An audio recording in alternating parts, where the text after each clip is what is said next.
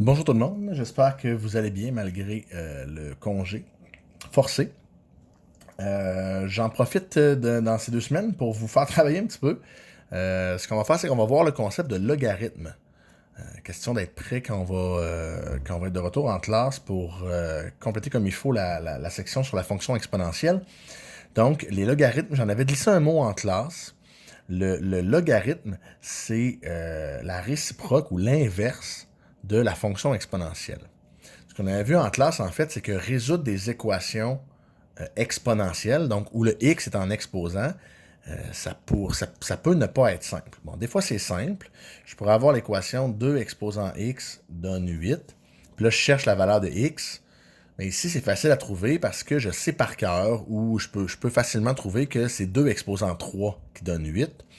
Donc, je pourrais résoudre mon équation puis dire que x vaut 3. OK? Et ça, c'est simple quand x est un entier puis qu'on connaît un peu nos puissances. T'sais, par exemple, si je vous dis 5 exposant quoi donne 25, vous devriez tous être en mesure de trouver que x vaut 2 dans ce cas-là, parce que c'est 5 exposant 2 qui donne 25. Même chose si on y va en fraction, je pourrais vous dire que 1 16e, ou 1 quart, pardon, exposant x donne 1 16e. Ben, un quart exposant quoi donne 1 16e, c'est exposant 2, donc x vaut 2 ici. Je pourrais avoir des inverses. 4 exposant quoi donne 1 16e. Dans ce cas-là, ce serait moins 2. Hein, vous vous souvenez qu'un x négatif, il s'en va au dénominateur. Donc 4 à la moins 2, c'est comme 1 sur 4 à la 2. C'est la même chose. Mais bref, si x est un entier positif ou négatif, je peux trouver relativement facilement la valeur de mon équation. Mais si j'ai une équation du genre 3 exposant x est égal à 10, là, ça, c'est pas simple. Parce que x, c'est pas un entier. Là. Parce que 3 exposant 2, ça donne 9, puis 3 exposant 3, ça donne 27. Fait que c'est quelque part entre 2 et 3. Là. Probablement plus proche de 2. D'ailleurs, vous pourriez utiliser cette méthode-là. Mettons que je posais ce truc-là à des secondaires 2, puis je leur demandais d'absolument trouver la valeur. Quelqu'un d'un petit peu rusé pourrait dire, ben, ce que je vais faire, c'est que je vais le prendre en sandwich, ma valeur de x. Je sais que 3 à la 2, c'est 9, puis que 3 à la 3, c'est 27. Ben, je vais essayer 3 à la 2,1 voir. Ah, c'est trop petit, je vais essayer 3 à la 2,2. Ah, c'est trop gros, je vais essayer 3 à la virgule 1,1. Ah, c'est trop petit. Et là, en essai-erreur comme ça, je pourrais être aussi précis que je veux puis défiler mes décimales. Bon, nous, on ne veut pas perdre ce temps-là. Surtout que des fois, on va trouver des valeurs de x qui sont extrêmement grandes. Donc, on ne veut pas avoir à prendre un sandwich dans un trop grand intervalle. Ça va être trop grand intervalle, pardon. Ça va être difficile d'aller. Ça va être long à faire. Donc, on va utiliser le concept d'opération inverse comme on fait depuis le début de notre secondaire quand on isole des variables. Mais là, l'opération inverse de placer exposant x, c'est le logarithme. Le logarithme, dans le fond, là, c'est une fonction que votre calculatrice calcule, dans le fond, tout seul, fait les calculs elle-même. Donc, vous n'avez pas besoin de savoir comment ça se calcule, le logarithme. C'est un peu comme la racine carrée. Tu sais, si je vous demande de calculer racine carrée de 114, pas de calculatrice, c'est difficile. Parce que ça existe, là, mais on ne vous l'a jamais montré. Ça va être la même chose pour le logarithme. On ne vous le montrera pas. Par contre, on va vous montrer comment l'écrire, comment passer d'une forme à l'autre. Donc, ici, l'exponentielle, on aurait la base, dans ce cas-ci, qui serait le 3. On aurait un exposant ici. Puis ça donne une réponse qu'on appelle une puissance. C'est ça le concept des équations comme celle-là. Donc ici, mon x, ce serait l'exposant. Mon 3, ce serait la base. Mon 10, ce serait la puissance. Quand j'écris la même expression, mais sous forme de log, parce que c'est un changement d'écriture, dans le fond, ce que je vais écrire, c'est le log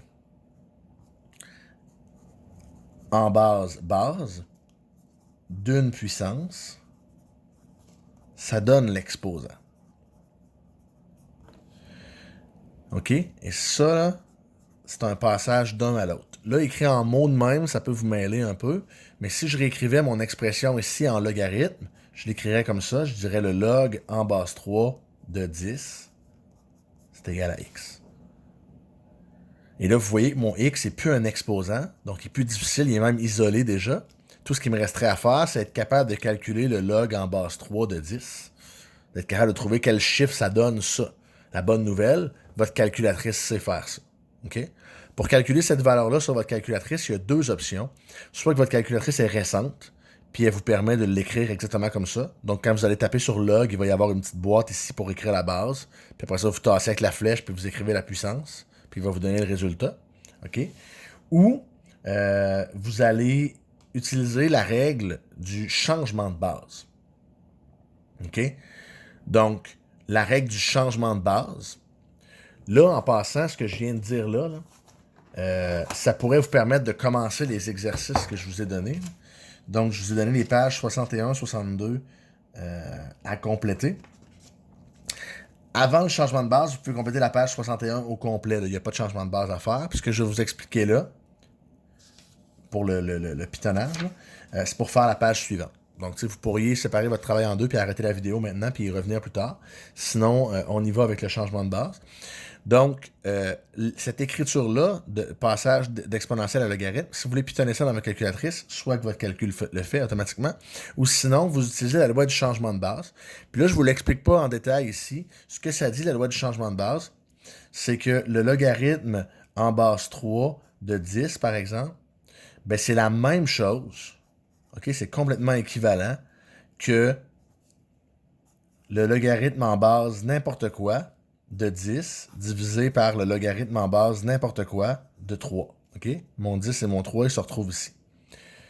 Et la bonne nouvelle pour les gens qui ne peuvent pas faire ça directement sur votre calculatrice, c'est que votre calculatrice, elle calcule les logarithmes en deux bases seulement. Vous avez un bouton log qui est par défaut la base 10, puis vous avez un bouton ln probablement, qui est par défaut la base e.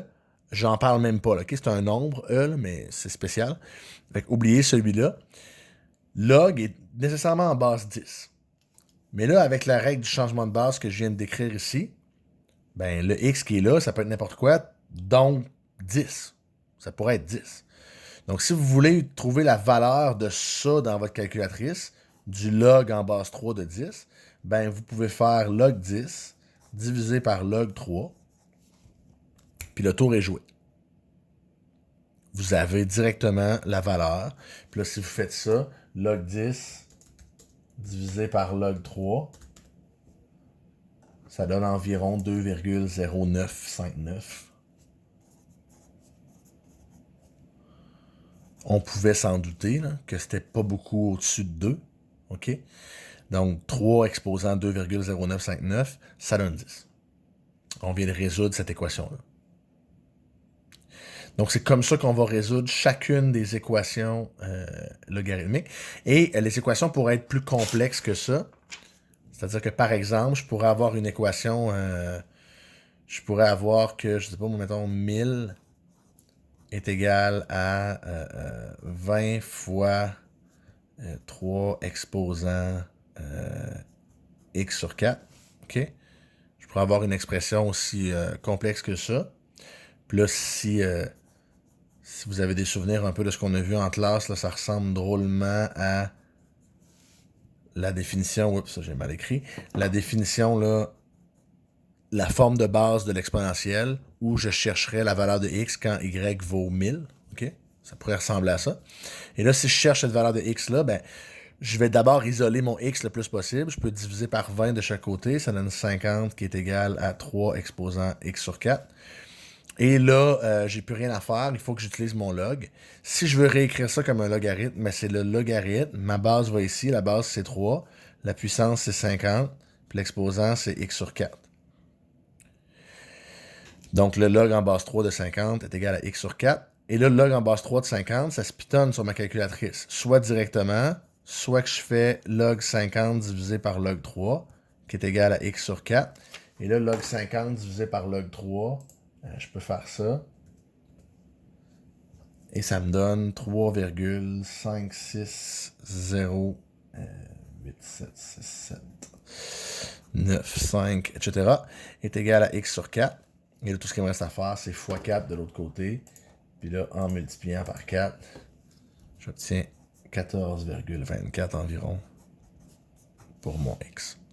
Donc, je peux résoudre des équations complexes comme ça et trouver mes valeurs d'exponentielle. Et ça va nous servir éventuellement pour résoudre des problèmes de population. Par exemple, on pourrait étudier la propagation du COVID-19 dans la population avec une courbe exponentielle, puis on pourrait savoir si la tendance se maintient, dans combien de jours on va atteindre un certain nombre de cas, par exemple, ou on pourrait se demander... Bon, avec les mesures, on pourrait mesurer plein de choses comme ça. Et on pourrait aussi évaluer la valeur d'un placement. Donc, on pourrait dire, si je place 5 000 aujourd'hui à un taux d'intérêt de 8%, dans 12 ans, mon placement va valoir combien? Ou ça va prendre combien de temps avant que mon placement ait une valeur de 12 000? Ou... etc. Donc, on peut faire plein de calculs comme ça qui font intervenir la fonction exponentielle. On verra ça éventuellement. Pour l'instant, on va focuser sur les logarithmes. Donc, vous avez les exercices à faire. Puis, je l'espère, on se revoit bientôt.